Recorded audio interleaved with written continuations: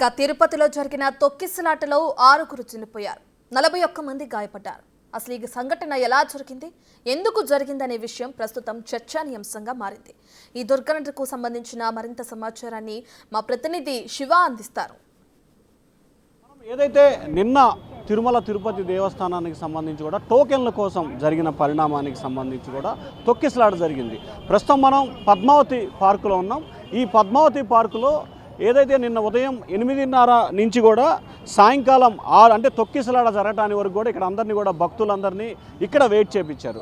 ఇక్కడ వెయిట్ చేయించిన తర్వాత దాదాపుగా 8 నుంచి 10,000 మంది కూడా ఇక్కడ భక్తులంతా కూడా వెయిట్ చేసిన పరిస్థితి కనిపించింది. సో ఈ వెయిట్ చేసిన సమయంలో ప్రస్తుతం అయితే ఏదైతే ఇక్కడ ఉంది దాని పక్కనే రామానాయుడు స్కూల్ ఉంటుంది. ఆ స్కూల్ వద్ద క్యూ లైన్ ద్వారా వెళ్ళాల్సి ఉంటుంది. సో ఇక్కడ మనం ప్రధానంగా చూసుకుంటే ఏదైతే నిన్న తొక్కిసలాట జరగడానికి ప్రధానమైన కారణం అనేది మనం చూసుకోవచ్చు. దీన్ని మనం అంచనా వేసుకోవచ్చు. ప్రస్తుతం ఏదైతే ఈ గేటునైతే నిన్న క్లోజ్ చేసిన పరిస్థితి కనిపించింది. సో మనం ఇప్పుడు చూసుకుంటున్నాం, ఈ గేటు క్లోజ్ చేయడం జరిగింది. ఇక్కడ పోలీసులతో పాటు డిఎస్పీ ఈ గేటు వద్ద ఇన్ఛార్జిగా ఉన్నారు. సో ఒక్కసారిగా తొక్కిసలాట జరగటం ఒక మహిళకి సంబంధించి కొంత అస్వస్థకు గురైంది. ఏదైతే ఈ గేటు ఉందో ఈ గేటుని పూర్తి స్థాయిలో క్లోజ్ చేయడం జరిగింది. ఈ గేటుని క్లోజ్ 2 గేట్లు అంటే ఇక్కడ ఈ గేటు క్లోజ్ చేసిన తర్వాత ఇక్కడ కూడా మహిళ రావడం జరిగింది. దాదాపుగా 45-50 సంవత్సరాలు ఒక మహిళ ఇక్కడికి రావడం, ఆమె అస్వస్థకు గురైంది. ఎందుకంటే ఉదయం 8:30 నుంచి కూడా ఇక్కడ క్యూ లైన్లో ఉండటం, ఒకవైపు ఆకలి, ఒకవైపు నీరసం రావడంతో ఈ సింగిల్ గేటు అంటే ఒక్కసారిగా ఈ పెద్ద గేటు తీయకుండా ఈ సింగిల్ గేట్ ఏదైతే ప్రస్తుతం తాళం వేస్తుందో ఈ గేటుని తీసుకున్న తర్వాత అటువైపు క్యూకి వెళ్ళే మార్గాన్ని ఏర్పాటు చేయటం. సో ఒక్కసారిగా ఈ ప్రధానమైన గేట్లు క్లోజ్ చేయటం, ఆ గేట్లు క్లోజ్ చేసిన తర్వాత ఒక్కసారిగా అందరూ ఇక్కడికి రాగొట్టం, ఒక్కసారిగా ఉదయం నుంచి అంటే 8:30 నుంచి కూడా ఇక్కడ నిరీక్షించడం, ఒక్కసారిగా సింగిల్ గేటు మనం ఈ గేట్లో చూడొచ్చు, ఒక్క మనిషి మాత్రమే ఈ గేట్లో నుంచి బయటికి వెళ్తారు. సో వేల మంది క్యూ లైన్లో ఉదయం నుంచి నిరీక్షించారు. ఈ గేట్లో ఒక్కళ్ళు మాత్రమే పట్టే పరిస్థితి కనిపిస్తుంది. సో ఈ గేట్లో నుంచి బయటికి వచ్చిన తర్వాత అక్కడ వైపుగా క్యూ ఉంటుంది. సో ఏదైతే క్యూ మనం చూసుకోవచ్చు, ఇక్కడ క్యూ అంటే 2 క్యూ లైన్లని ఇక్కడ ఏర్పాటు చేయడం జరిగింది. ఆ 2 క్యూ లైన్లు చూసుకుంటే ఇక్కడ సో ఈ గేటు వద్ద నుంచి ఏదైతే ఈ సింగిల్ గేటు వద్ద నుంచి ఈ సింగిల్ గేట్లో నుంచి క్యూ లైన్లోకి వదిలితే వీళ్ళంతా కూడా ఇటువైపుకి వచ్చేసి సో మనం చూసుకోవచ్చు ఇక్కడ బారికేడ్స్ పెట్టడం, అలాగే వీటన్నిటిని చేయడం జరిగింది. క్యూ లైన్ ఇలా స్టార్ట్ అవుతుంది. ఈ క్యూ లైన్ కంటిన్యూషన్ కూడా మనం ఇక్కడ చూసుకోవచ్చు. సో ఏదైతే క్యూ లైన్ దాదాపుగా కిలోమీటర్ పైగా కూడా క్యూ లైన్ ఉంది. సో ఈ క్యూ లైన్కి సంబంధించి కూడా భక్తులు భారీ స్థాయిలో రావటం, అంటే 1 by 1 ఎక్కడైతే టోకెన్స్ ఇస్తారో టోకెన్ వ్యవస్థ పూర్తయిన తర్వాత 1 by 1 ఖాళీ చేసుకుంటూ ముందుకు వెళ్ళిపోతున్న పరిస్థితి కనిపిస్తూ ఉంటుంది. సో ప్రధానంగా ఇక్కడి నుంచి వెళ్ళిపోతున్న ఈ క్రమంలోనే ఓవరాల్గా మొత్తంగా చూసుకుంటే చాలా చిన్న క్యూ లైన్లు ఉన్న పరిస్థితి కనిపిస్తూ ఉంది. ఈ చిన్న క్యూ లైన్లో 2, 1, 3 ఇంతవరకే పడతారు. సో పట్టిన తర్వాత ఇక్కడి నుంచి ఆ చివరి నుంచి దాదాపుగా 700 మీటర్ల నుంచి కిలోమీటర్ లోపు ఈ క్యూ లైన్ ఉంది. సో యూటర్న్ అంటే 7 ఆకారంలో ఈ క్యూ లైన్ ఉన్న నేపథ్యం కనిపిస్తూ ఉంది. సో ఎక్కడైతే క్యూ లైన్ కంటిన్యూగా కొనసాగుతూ ఉందో కొనసాగే క్రమంలో అంటే టోకెన్ అక్కడ టోకెన్లు ఇచ్చిన వారితో ఈ క్యూ లైన్ వదిలేస్తారు. సో ఎక్కడైతే పార్కులో డంప్ అయి ఉన్నారో సో ఆ డంప్ అయి ఉన్న దానికి సంబంధించి 1 by 1 డంప్ అయిన తర్వాత ఇక్కడ క్యూ లైన్ని కంటిన్యూషన్ చేస్తున్న పరిస్థితి కనిపిస్తూ ఉంది. సో ఈ క్యూ లైన్ ఎట్లా ఉంది, సో ఇక్కడ మొత్తం మీద అక్కడ చూసుకోవచ్చు కంటిన్యూగా మహాత్మా గాంధీ నగరపాలక సంస్థ, డి రామానాయుడు నగరపాలక ప్రాథమిక పాఠశాల అనే దానికి సంబంధించి ఇక్కడ ఈ స్కూల్లో క్యూ లైన్ కొనసాగుతూ ఉంది. సో ఈ క్యూ లైన్కి సంబంధించి ఇక్కడ క్యూ లైన్లో భారీ స్థాయిలో రావటం, పూర్తి స్థాయిలో కిలోమీటర్లు ఉన్నాయి. ఈ నేపథ్యంలో ఎక్కడికక్కడ నిలిచిపోవటం, గంటల కొద్దీ నిలిచిపోయిన పరిస్థితి, ఒకవైపు అధికారులకు సంబంధించి చర్యలు లేకపోవటం, ఇంకొక వైపు ఉదయం నుంచి సాయంకాలం దాకా ఇక్కడే ఈ ప్రక్రియ కొనసాగటం.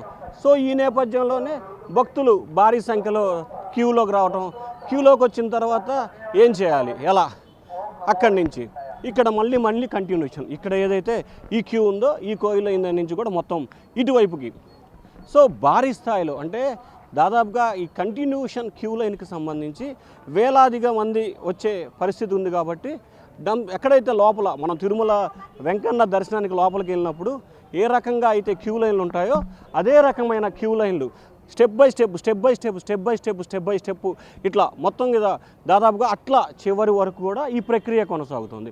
సో చివరి వైపు ప్రక్రియ కొనసాగిన తర్వాత చివర ఏదైతే ఉందో దాదాపుగా మనం చూసుకోవచ్చు 1 2 3 4 5 6 7 8 9 10 11 12 13 14 15 అంటే దాదాపుగా 15 వరకు ఈ క్యూ లైన్లు అన్నీ దాటుకుంటూ వచ్చిన తర్వాత చివర ప్రధానమైన క్యూ లైను దగ్గరికి చేరుకుంటారు. అప్పుడు చేరుకున్న తర్వాత ఆ క్యూ లైన్లో టోకెన్ల ప్రక్రియ ఇస్తారు. అంటే ఒక క్యూ లైన్కి సంబంధించిన టోకెన్ వ్యవహారం కొనసాగాలంటే దాదాపుగా 8 గంటల సమయం పట్టే అవకాశం కనిపిస్తూ ఉంది. సో ఇక్కడ ఈ క్యూ లైన్ల ప్రక్రియని మనం చూసుకుంటే 1 by 1 క్యూ లైన్లు దాదాపుగా 15కి సంబంధించిన క్యూ లైన్లు ఇక్కడ ఉన్నాయి. అసలు టోకెన్లు ఎక్కడిస్తారు ఏంటి అనే దానికి సంబంధించి మనం చూసుకునే ప్రయత్నం చేద్దాం.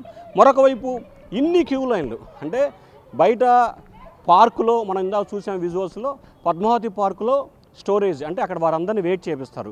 ఇక్కడ ఏదైతే ఈ క్యూ లైన్ ఉందో ఒక్కొక్క క్యూ లైన్ ఖాళీ అయ్యే కొంది అక్కడి నుంచి వారందరినీ విడుదల చేస్తారు. అంటే నిన్న మధ్యాహ్నం 3 గంటల నుంచి 6 గంటల వరకు 3 గంటల పాటు కూడా క్యూ లైన్లు కొంచెం కూడా కదలలేదు. ఆ కదలపోవటం మూలంగానే కొంతమంది పెద్దలు, వృద్ధులు, వికలాంగులు, చిన్నపిల్లలు, చంటి పిల్లలు ఉంటారు, కొంతమంది అనారోగ్యంతో బాధపడడం ఇట్లా రకరకాల కారణాలతో ఇబ్బందులు పడే వారంతా కూడా అస్వస్థకు గురవటం మూలంగా ఒక్కసారిగా తొక్కిసలాట జరిగిందనేది మనం ప్రత్యక్ష సాక్షులు కానీ లేకపోతే మనం ఉదయం నుంచి మాట్లాడుతున్న సాక్షులు కానీ చెప్పిన పరిణామం కనిపిస్తూ ఉంది. ఇక ఈ క్యూ లైన్ ముగిసిన తర్వాత ఎక్కడి నుంచి టోకెన్ల ప్రక్రియ ప్రారంభమవుతుంది అనేది కూడా మనం మరొకసారి చూసే ప్రయత్నం చేద్దాం. ఇది ఫైనల్ అంటే 15వ క్యూ లైన్. అక్కడ చివరి నుంచి ఎక్కడైతే పద్మావతి పార్కులో డంప్ అవుతారో అక్కడి నుంచి కిలోమీటర్ మేర క్యూ లైన్లో వచ్చి ఆ తర్వాత ఇక్కడ 15 స్టెప్పులు క్యూ లైన్లు ఒక్కొక్కటి దాటుకొని ఫైనల్గా ఈ క్యూ లైన్ నుంచి ఏదైతే ఇప్పుడు మన విజువల్స్ అంటే నిన్న చాలా క్రౌడ్ ఉంది. ఈరోజు సంఘటన జరిగిన నేపథ్యంలో ఉదయం వరకే క్యూ లైన్లో టోకెన్లు ఇచ్చినట్టు తెలుస్తూ ఉంది, ప్రస్తుతం అయితే ఇవ్వట్లేదు. సో ఇది ఫైనల్ క్యూ లైన్ అనమాట. సో ఈ క్యూ లైన్ ద్వారా ఇక లోపలికి వెళ్తారు. ఇక్కడ కూడా అసలు ఎట్లా ఉంది ఏంటి అనేది చూద్దాం. మొత్తం టోకెన్లు ఇచ్చేందుకు నిన్న 10, 11, 12 3 తేదీలకు సంబంధించిన టోకెన్ల ప్రక్రియ నిన్న ఇచ్చినట్టు తెలుస్తూ ఉంది. సో కౌంటర్ నెంబర్ 1, 2, 3, 4, 5, 6, 7, 8, 9, 10 అంటే మొత్తం కూడా 10 కౌంటర్లు ఇక్కడ పెట్టడం జరిగింది. లోపలికి ఏదైతే కౌంటర్ ఉంటుందో మనం ఒకసారి ఒక కౌంటర్లో కూడా వెళ్ళే ప్రయత్నం చేద్దాం. సో ఎన్ని కౌంటర్లు ఉన్నాయి పైకి చూస్తే కనుక క్లారిటీ వస్తుంది. ఏ రకంగా ఇవ్వబోతున్నారు అంటే టోకెన్స్కి సంబంధించి ఏం జరుగుతుంది ఏమిటి అనే దానికి సంబంధించి కూడా అక్కడ కొంతమంది టెక్నికల్ టీం ఉంది. అంటే టోకెన్స్ ఇచ్చేందుకు కూడా వారంతా వెయిట్ చేస్తున్న పరిస్థితి. ఆ తర్వాత ఒకే దాంట్లో అటుపక్క 1 ఇటుపక్క 2 ఇటు వచ్చేసరికిలా 4, 5, 6, 7, 8, 9 ఇట్లా మొత్తం 10 కౌంటర్లని పెట్టడం జరిగింది. అంటే దాదాపుగా ఒక రోజుకు సంబంధించి 70,000 80,000 కౌంటర్లు టోకెన్లకు సంబంధించి ఇచ్చేందుకు ప్రయత్నాలు చేశారు. సో ఈ ప్రయత్నాలు చేసిన సమయంలోనే నిన్న తొక్కిసలాట జరిగిందనేది జరుగుతుంది. సో ఈ తొక్కిసలాట జరగటం ఆ తర్వాత జరిగిన పరిణామాలు టోకెన్లకు సంబంధించి కూడా మన టోకెన్ నెంబర్ కౌంటర్ నెంబర్ 8, 9, 10 చివరి కౌంటర్ ఇట్లా మొత్తం 3, 4, 5, 6, 7 అట్లా వరుసన 10 కౌంటర్ల వరకు కూడా ఉన్న పరిస్థితి కనిపిస్తూ ఉంది. 10 కౌంటర్లో కూడా పూర్తి స్థాయిలో వారి యొక్క ఆధారు వివరాలని పూర్తి స్థాయిలో కూడా నమోదు చేసుకుంటారు. నమోదు చేసుకున్న తర్వాత వారికి టోకెన్స్ ఇచ్చే ప్రక్రియ జరుగుతుంది. సో ఈ టోకెన్స్ ఇచ్చే ప్రక్రియ ఇదంతా జరగాలంటే ఒక వ్యక్తి క్యూ లైన్లోకి అంటే లోపలికి పార్కులోకి పద్మావతి పార్కులోకి వచ్చిన తర్వాత క్యూ లైన్లో టోకెన్ తీసుకొని బయటికి వెళ్ళటాలంటే దాదాపుగా 6 నుంచి 8 గంటల సమయం పట్టినట్టు కూడా తెలుస్తూ ఉంది. ఒకసారి టోకెన్లు ఇచ్చేందుకు ఉన్నారు. అయితే ఈరోజు టోకెన్ల పరిస్థితి ఏంటి ఏందనేది కూడా వారిని అడిగితే ప్రయత్నం చేద్దాం. మేడం ఏంటి ఈరోజు టోకెన్స్ ఇస్తున్నారా అయిపోయినాయా ఏంటి మేడం? సో టోకెన్లు సంబంధించి ఇన్ఛార్జి ఉంటారు. ఇగో ఈ టోకెన్స్ అన్నిటిని ఇచ్చే ప్రయత్నం చేస్తున్నట్టు తెలుస్తూ ఉంది. సో ఎవరు ఏంటి అనే దానికి సంబంధించి కూడా వివరాలని సేకరిస్తారు. అన్నిటికి సంబంధించి కూడా టోకెన్ 1, 2, 3 ఇట్లా సెక్షన్స్ పెట్టారు. మనం వారితో మాట్లాడే ప్రయత్నం చేద్దాం. మేడం ఏంటి ఈరోజు టోకెన్స్ అయిపోయినాయా ఎన్నింటి వరకు ఇచ్చారండి? 9:30 వరకు ఇచ్చేసాను సార్, కంప్లీట్ అయిపోయినాయి. 12వ తేదీ వరకు ఇచ్చేసాను టోటల్గా. అంటే నిన్న మీరు ఉన్నారా మేడం డ్యూటీలో? లేదండి, నేను ఏ బ్యాచ్ మార్నింగ్ వచ్చాం మేము. 5 గంటల నుంచి మేము డ్యూటీలో ఉండి ఇచ్చేసాము. అంటే ఒక లోపలికి పద్మావతి పార్కులోకి స్టోరేజ్ అయిన దగ్గర నుంచి క్యూ లైన్లో వస్తుంది కదా, ఒక వ్యక్తి అక్కడి నుంచి ఇక్కడ రావడానికి సుమారు ఎంత టైం పడుతుంది? అవి మాకు తెలియదు కదండి, మా ముందు బ్యాచ్ వాళ్ళకి ఐడియా ఉంటుంది కానీ అది మేనేజ్మెంట్ తీసుకునేది. ఈరోజు ఏ తేదీలో టోకెన్లు ఇచ్చారు? పొద్దున 12, టోటల్ 12, నిన్నండి 10, 11. అంటే నిన్న మీరు ఏ టైంలో ఉన్నారు మేడం? ఏ టోకెన్? లేం సార్, మేము తెల్లవారు 5 గంటలకు మా బ్యాచ్ టైమింగ్స్ 5 గంటలకు వచ్చాము. మేము 12వ తారీఖు టోకెన్లు ఇస్తా ఉన్నారు, అది కంటిన్యూ చేస్తాం. అంటే నిన్న ఏ తేదీలో ఇచ్చారు? తెలియదు సార్, సి బ్యాచ్ వాళ్ళు ఇచ్చారు. ఈరోజు ఈరోజు మాకు టైమింగ్స్ 5, 10, 11 3 days మేడం. నిన్న కూడా నిన్న 9, 10, 11 అంటే ఎన్ని టోకెన్స్ ఇచ్చారు మేడం రఫ్గా ఇక్కడ? 3 daysది 3 days కన్నా ఎంత? 1,00,000 అట్లా ఎన్ని? 3 రోజులు 1,25,000 అన్ని చోట్ల కలిపి. అన్ని చోట్ల 70 దాకా పెట్టారు కదా, వాటిల్లో అంతా కలిపి. తిరుపతికి సంబంధించి మొత్తం 70 చోట్ల ఇటువంటి కౌంటర్లను పెట్టడం జరిగింది. అంటే 8 ప్లేసుల్లో 7-8 ప్లేసుల్లో ఒక్కొక్క ప్లేసులో 10 కౌంటర్ల చొప్పున పెట్టడం జరిగింది. ఆ పెట్టిన దగ్గర ఒక్కొక్క దాని దగ్గర సంబంధించి అంటే ఒక్కొక్క తేదీకి సంబంధించి 1,25,000 టోకెన్లని పంపిణీ చేశారు. అంటే ఇక్కడ 10,000 ఇవ్వచ్చు, 15,000 ఇవ్వచ్చు, 20,000 ఇవ్వచ్చు, ఇంకొక చోట 10,000 ఇవ్వచ్చు, 20,000 ఇవ్వచ్చు. అంటే కేవలం 8 చోట్ల 70 కౌంటర్లు పెట్టినప్పటికీ 1,20,000 టికెట్లు మాత్రమే ఒక రోజు కేటాయించారు. అంటే ఒక రోజు వ్యవధిలో దాదాపుగా 8-9 అట్లా వెయిట్ చేసి 8-9 గంటల సేపు క్యూలో ఉన్నా కానీ టోకెన్ వస్తుందో లేదో తెలియని పరిస్థితి ఏర్పడింది. సో ఈ నేపథ్యంలోనే ఈ తొక్కిసలాట జరిగిందనేది ప్రధానమైన కారణంగా కనిపిస్తూ ఉంది.